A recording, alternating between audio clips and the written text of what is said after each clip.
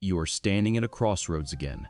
Not for the first time, not even for the 100th time. You have been here before, in this exact feeling. Two paths, two choices, and a mind that refuses to be still. You think harder. You research more. You ask other people what they would do. You wait for clarity to arrive like a gift. But clarity never comes, so you choose nothing. You wait, and the moment passes without you. This is not weakness. This is not failure.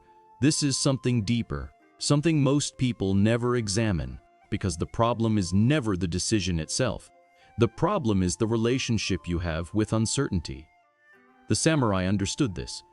The Zen masters understood this. And somewhere inside you, quietly, you already understand this too. But understanding is not enough.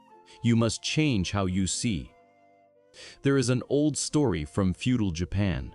A young swordsman traveled for 3 years across mountains and valleys to find a master named Teshu, a warrior known not only for his skill with a blade, but for his stillness of mind. When the young man arrived, he did not ask to be taught swordsmanship. He asked something else entirely. He said, "Master, how do I know when I am ready to fight?" Teshu looked at him for a long moment.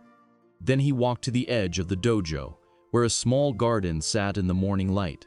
He pointed to a bamboo tree bending in the wind. He said nothing.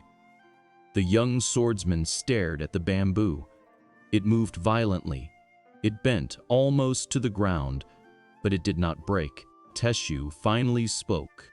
The bamboo does not ask the wind whether it is ready. It simply moves. And because it moves, it survives. The man who waits to feel ready will be standing still when the wind comes for him. The young swordsman did not fully understand those words that day, but he carried them, and years later, in the silence after a difficult decision, he finally did. This is the first teaching. In Japan, there is a philosophy called ichigo ichi, a phrase that translates as one time, one meeting. It is the understanding that this moment, this exact moment, will never exist again. Every choice you face carries this weight. Every decision is unrepeatable. But most people treat decisions as permanent architecture. They believe that if they think long enough, carefully enough, analytically enough, they will find the perfect answer. The one that cannot fail. The one that carries no regret. This belief is the trap. Because perfection is not a door you open. It is a door that keeps you locked outside. The samurai did not seek the perfect strike. They sought the present strike. Clean, committed, now. This is not recklessness.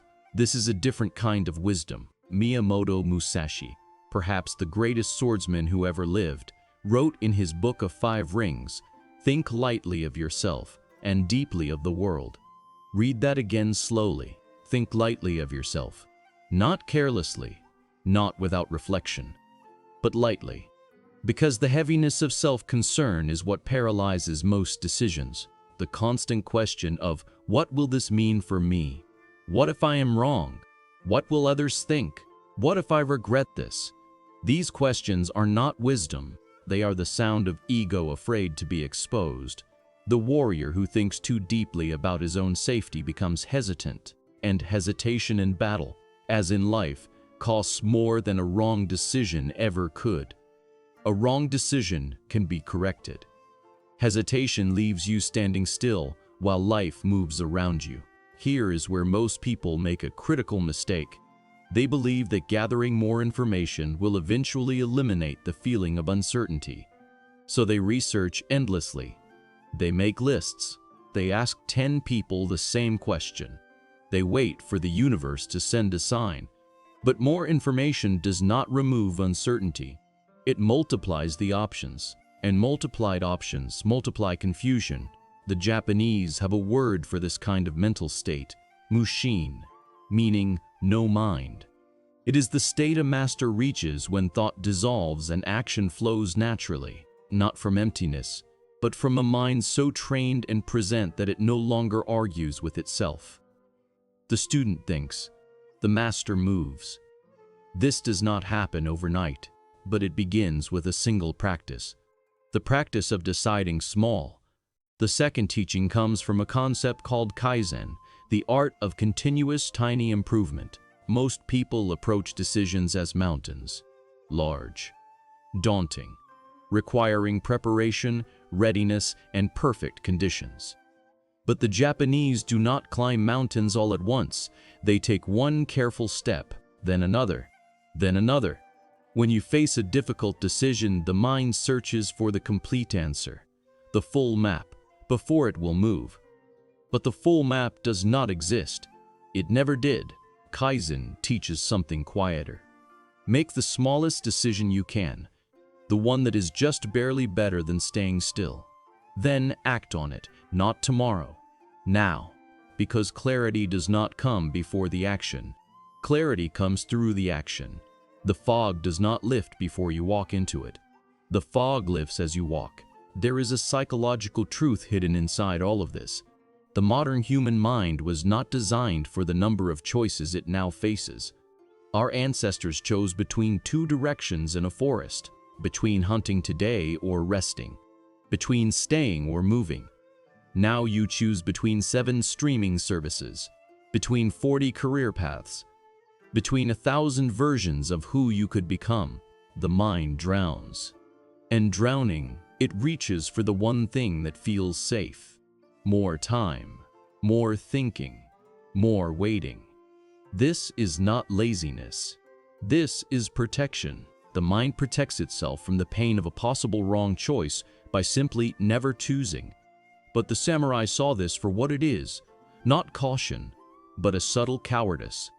Not a cowardice of weakness, a cowardice of comfort, the comfort of not yet having failed. The third teaching is perhaps the most important. It comes from the philosophy of Zanshin, a state of remaining mind. In the martial arts, Zanshin refers to the awareness that continues after an action has been completed. The archer releases the arrow, but his posture, his focus, his intention, they remain. He does not collapse into relief. He does not immediately ask whether the shot was good. He stays present in the consequence of what he has done. Applied to decisions, Zanshin teaches something profound. The quality of your decisions is not determined at the moment of choosing. It is determined by how you carry them afterward. Most people make a decision and immediately begin doubting it. They look backward. They compare it to the path not taken. They weaken the choice with the weight of regret. But the warrior who commits fully to his direction, even if it is imperfect, travels further than the man who chose the better path but walked it with hesitation. Commitment is the multiplier. A good decision carried with doubt will fail. An imperfect decision carried with full presence will often succeed. This is Zanshin, not the moment of the strike, but the energy that follows it. The fourth teaching asks you to look at something uncomfortable. Inside every moment of indecision, if you look carefully enough, there is a quiet fear. Not a fear of making the wrong choice, but a fear of becoming the person who made it. Because every decision is an act of identity. When you choose the difficult path, you become the person who chose it. When you say no to something comfortable, you become the person who said no. When you commit to a direction, you are no longer the person who was keeping all options open. And the mind resists this, because the person who has not yet decided has not yet failed. They are still full of potential, still unproven, still safe. The Zen teachers called this the trap of attachment to possibility. You love the version of yourself that could do anything, and so you never become the version that does something. Release the potential self. Choose the real one. There is a final teaching, and it comes not from a warrior or a monk. It comes from an old Japanese proverb that has survived centuries because it is simply true. Fall 7 times, stand up 8. This proverb is not about resilience after failure. It is about the mathematics of action. If you fall 7 times and rise 8, it means the rising always outnumbers the falling. It means that even a life full of wrong decisions, decisions made imperfectly, urgently, without enough information, is a life that has moved, And movement, even imperfect movement, is the only path toward wisdom. You cannot learn the art of deciding from a book. You cannot learn it from watching others. You learn it the only way it has ever been learned, by deciding. Again and again, in the fog. Without the full map, with the knowledge that you will sometimes be wrong, and with the deeper knowledge that being wrong is not the end. It is the beginning of understanding. The samurai did not seek certainty. They sought clarity of intention. They understood that the mind trained to act in the presence of doubt is a more powerful instrument than the mind trained to think in the presence of comfort. They did not wait for perfect conditions. They created presence within imperfect ones.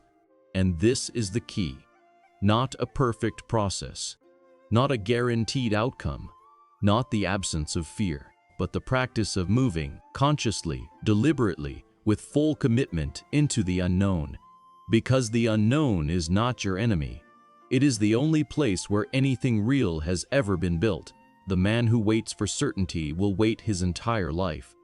But the man who learns to move inside uncertainty, slowly, quietly, one small decision at a time, becomes someone the world cannot ignore.